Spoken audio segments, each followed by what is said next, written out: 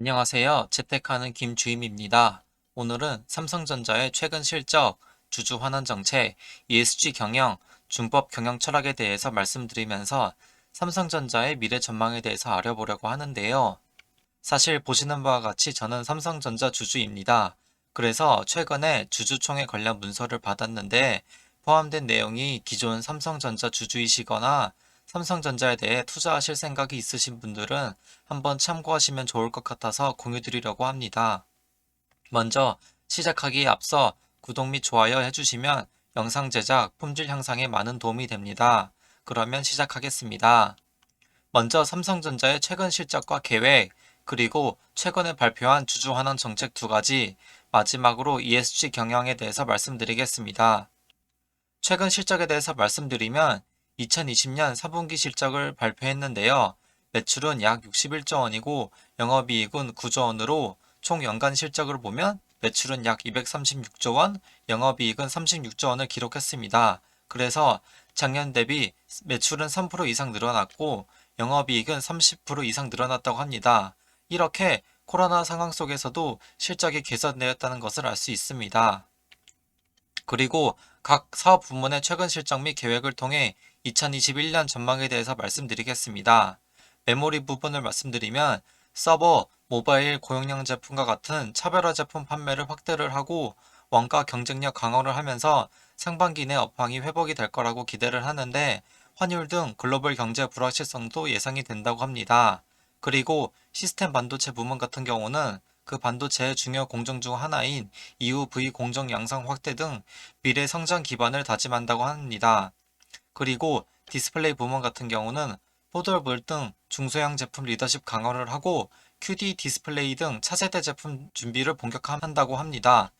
그리고 세트 부문은 갤럭시 21, 폴더블 스마트폰과 같은 플래그십 스마트폰, 그리고 중저가 스마트폰 판매를 확대를 하고 원가 절감 등 구조 개선 제고를 추진할 예정이라고 합니다.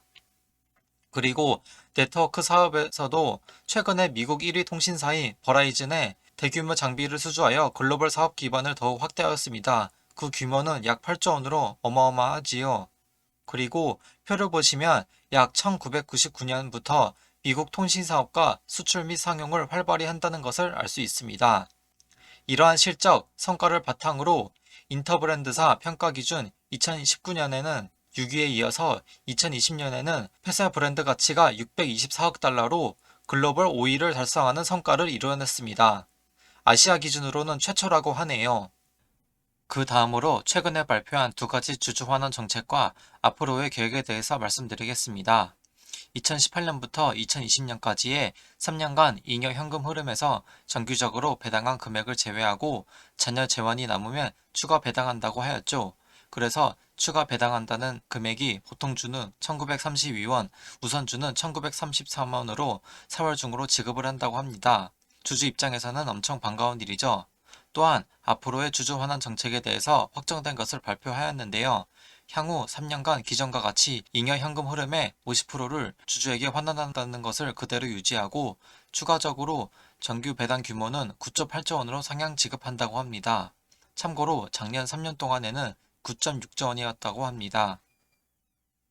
그리고 ESG 경영에 대해서 말씀드리겠습니다. 요즘 기업을 평가하는데 비재무적인 요소로 환경, 사회, 지배 구조의 준말인 ESG로 앞으로의 기업의 잠재적인 가치를 많이 평가를 하죠. 그래서 삼성전자도 이 트렌드에 맞게 최선을 다하고 있고 지속 가능한 경영을 위해 많은 노력을 한다고 합니다. 예를 들어 몇 가지를 설명드리면 삼성 청년 소프트웨어 아카데미 등 많은 청소년들이 소외되지 않고 양질의 교육을 받을 수 있도록 끊임없는 지원을 요즘 하고 있죠. 그리고 코로나 바이러스로 발생한 사태에 대해서 국내 마스크를 지원 확대하고 어려움에 처한 협력회사 또한 긴급 지원을 했습니다. 또한 이 바이러스로 피해 입은 중국에도 지원을 하였네요.